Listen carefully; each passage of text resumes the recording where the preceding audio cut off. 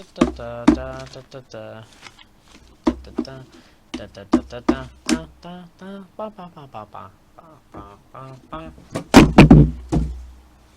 as I planned it. So that was how you get to see that the racket is nearby. Perfect. Yay! Okay, so round 2 is over. I did much better that time.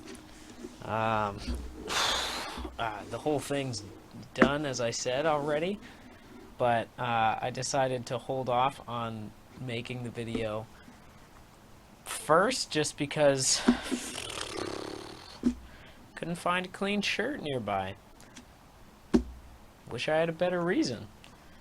But it was that ASICS shirt all day and didn't want to make a third video in it. So we have this one crab shirt courtesy of Grandma Bean. She and the Gunkwit trip. And so thank you, Grandma. Here we are. Nah, it's way past day 3. We're just in the 3rd round.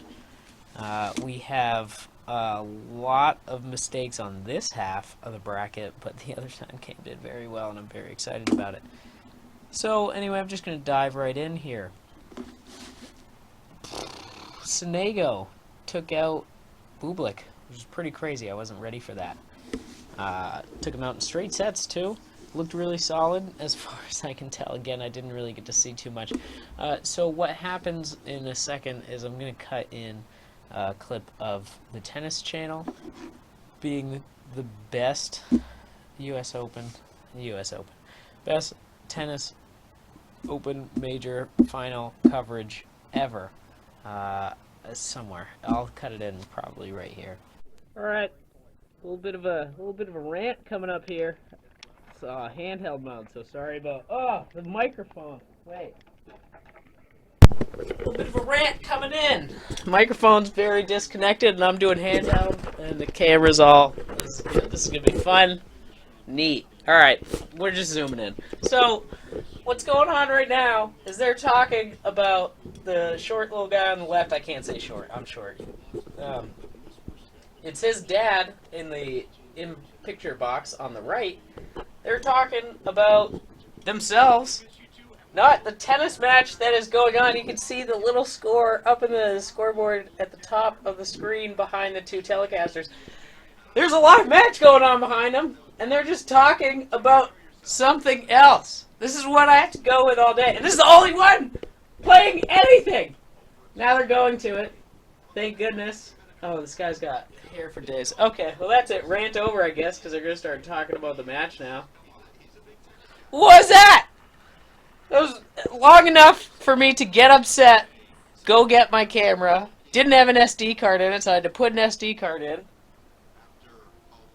And then they're still talking about it. And the mic wasn't on for the first second. So, rant over. But what the fuck are you doing, Tennis Channel? Do tennis! So, I just hate them. It was so frustrating. Anyway, I didn't see the match, but Sonego played pretty well. He's playing against Taylor Fritz, who took out Harold Albert, in the straight sets again. So it's going to be a quick set, I think, maybe 4 sets one way or another. But I don't think either one of them really wants to go 5 sets. I don't know how else to phrase it, other than they both seem like young, quick-minded players, and I don't think they really have a 5-set in mind. I think they just kind of want to get in, get out. So I think it'll be a 4-set match. Gombos took out Rodionov, and he is playing against Diego Schwartzman, going up against who went up against Giustino and took him out. Giustino was the Italian guy who had the really long match against Mute. So he was probably dead. Again, didn't really see. He wasn't dead. Legs. It's a phrase. But I didn't see the match. Diego took him out in straight sets, 6-1, 7-5, 6-love, which is pretty crazy in the second round. So my money's more on... Oh, I didn't say Taylor Fritz, I think, is going to beat Sonego. I think it's going to be a 4-set match for Taylor Fritz. I think Diego Schwartzman's going to take out Gambos, just because Diego Schwartzman's ranked 13, Gambos is 106. And while they both did well in their last couple matches, Gambos had 4 sets in both of them, where... I mean, he took out Chorich, which is pretty surprising, but it was still a 4-set match, and then he went up against Rodionov, who was a qualifier, who just had a 5-set match, and still had a... I mean, it was a quick 4-set match, but he had a 4-set match, so I think he just won't have the energy to take on Schwartzman for a full match, so I think Schwartzman will take it pretty easily. Might not be straight sets, but he'll take it. Then you got Stan Wawrinka, took out Kepfer pretty well. Kepfer was ranked 66, Stan 16th. Took him out 4 sets. I'll try and find another verb and then take him out. Eliminated, defeated. I'll throw some, get a thesaurus for the next round.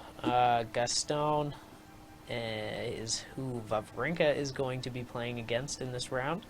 Gaston beat Nishioka. Man, that was a tough one. That's just automatic, I guess.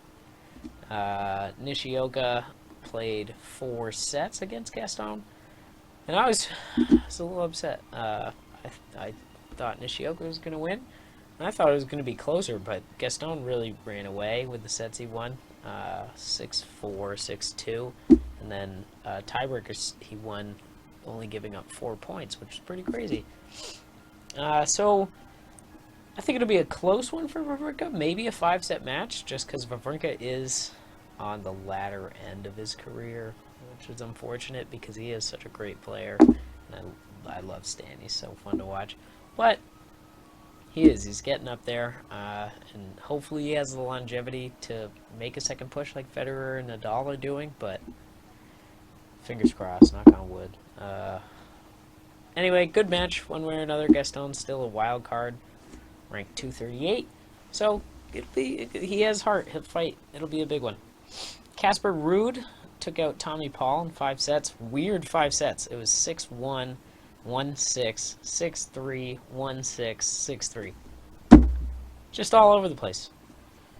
But Casper Ruud took it, ranked 28th, going to take on the 3-seed Dominic Thiem, who eliminated Jack Sock in straight sets, which I saw some of that one. I saw like maybe 8 points. Jack Sock looked good, which is unfortunate for Jack Sock, but good for Dominic Thiem. He's going to be... I thought maybe his legs would give out at some point. They still look like they're going strong, so he might... They could have been the yips or something at the end of that tournament, considering he's still serving in the 130s.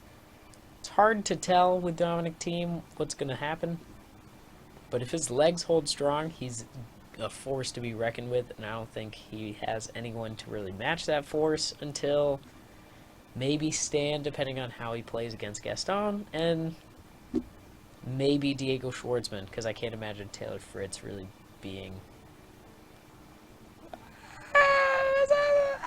Taylor Fritz will be a big force of a player just because of how tall he is and how agile he is for such a tall player. He's not like Riley Opelka. I think he's like 6'4", 6'5". But I don't think... I think Diego Schwartzman, between the two of them, is the more experienced. Definitely more experience on clay, in my mind. And I think I'd give it to Schwartzman being the bigger opponent to Thiem, where Fritz, they still both have a shot, but the Thiem he's a strong player. Really strong player going. On the other half of this bracket, you have Alexander Zverev beating Herbert, Pierre-Hugues Herbert, I think. A lot of Frenchmen.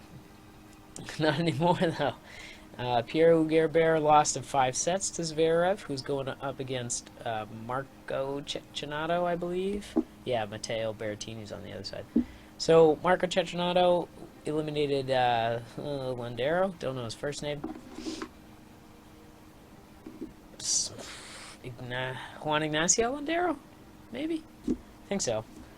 6-3, 6-3, 6-2, 5-7, 6-2 for Cecchinato. Cecchinato is looking really solid. I have him to beat Alexander Zverev in this upcoming round just because of the...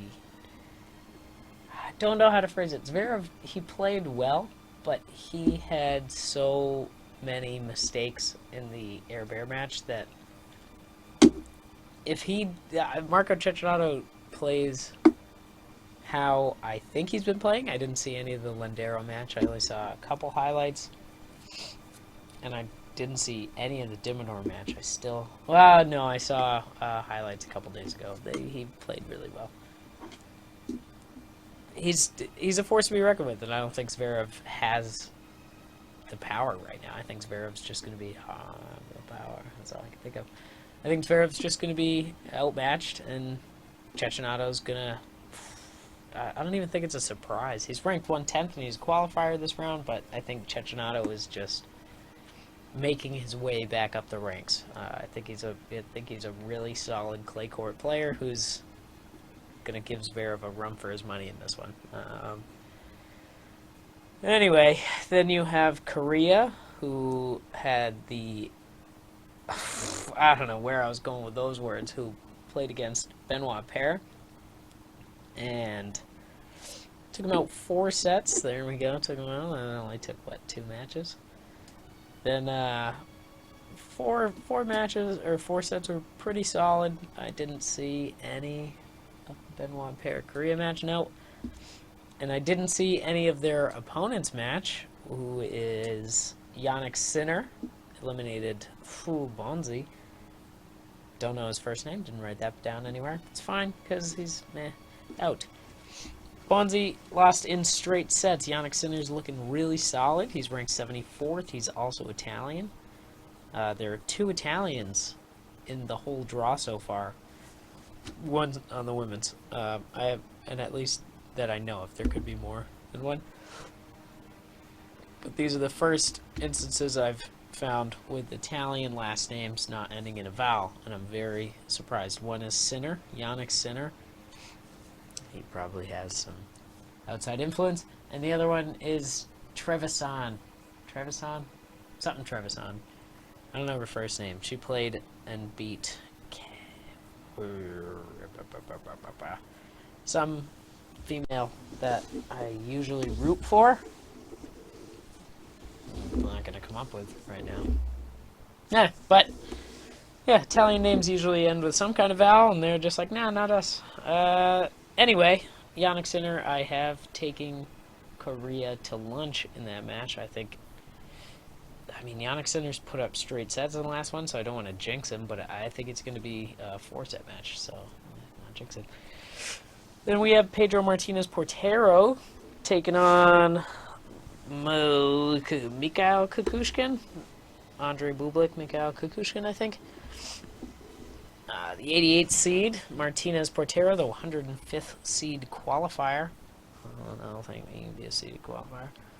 But Martinez Portero pulled through in that one in straight sets, and he is one of the only players, at least, to have bagels, 6-love sets, in both matches. I don't see it anywhere else.